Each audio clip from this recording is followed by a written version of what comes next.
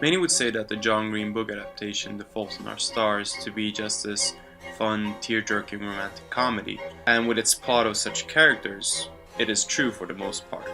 But when I look closely at this movie and with its themes, I see a much darker message hiding behind its lighter tone. The opening of the film starts with Hazel stating that there is a choice to telling sad stories, that this story that we are going to be told is not going to be the typical cliché romantic movies that Hollywood gives us, because the truth is harder to accept for that matter. From the very beginning, the movie lightens the serious and darker undertones with its humor, having a joke about depression. I switch you to Zoloft or Lexapro, and twice a day instead of once. Why stop there? Really, just keep them coming. Like the Keith Richards of cancer kids. Lightening the story of a person who once had testicular cancer. Basically, they found it in his nuts. They cut most of it out, and he almost died, but he didn't die. Another joke of Hazel's impression by including her serious condition. And how are you doing?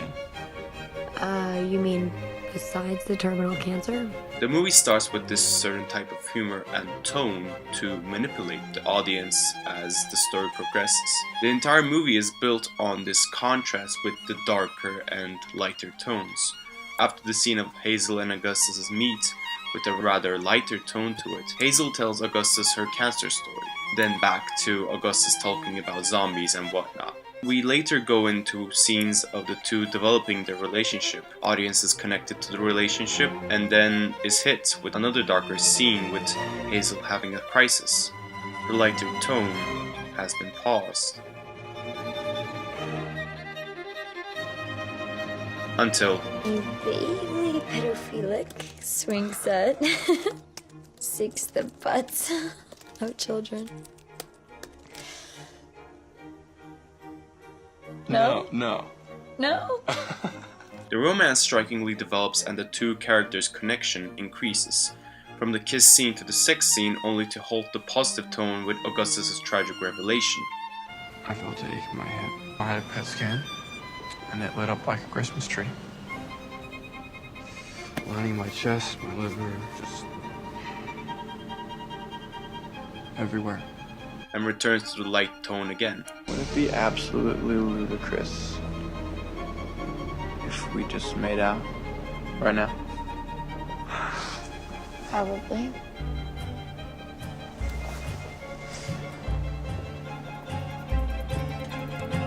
The circumstances are accepted and perceived normally and calmly as the characters do so themselves.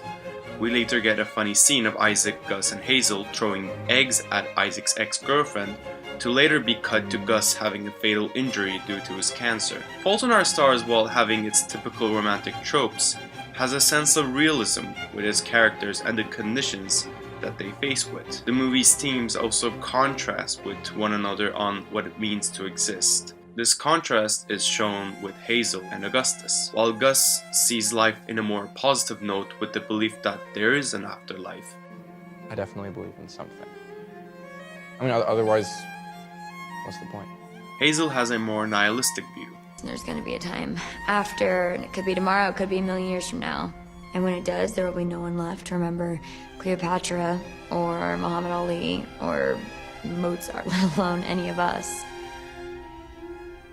Oblivion's inevitable. While they have different perspectives, both sides are looking for answers towards life and death. This search for answers is done through Hazel's favorite book and how it ends in the middle of a sentence. Gus is not pleased by such an ending. Are you kidding? It's evil! I understand that she dies, but there's an unwritten contract between author and reader. And I feel like ending your book in the middle of a sentence sort of violates that contract, don't you think? The contract that Gus mentions could also be interpreted of the relationship between God and humanity, as God must grant heaven to those who have done good. But the ending of the book contradicts this notion. The book ending in the middle of a sentence is in direct relation to absurdism, an existential philosophy that suggests that all things in life, including death, is random. This is further supported with Hazel saying, Die in the middle of life. You die in the middle of a sentence. the search for the answer on what comes after death is later established in the scene where Hazel and Gus meet the author of the book, Peter Van Houten. When given seemingly blurry answers, Hazel asks what happens at the end of the book. Van Houten replies, I can't tell you. Because he doesn't know the answer, as no one really does if there is actually a life after death.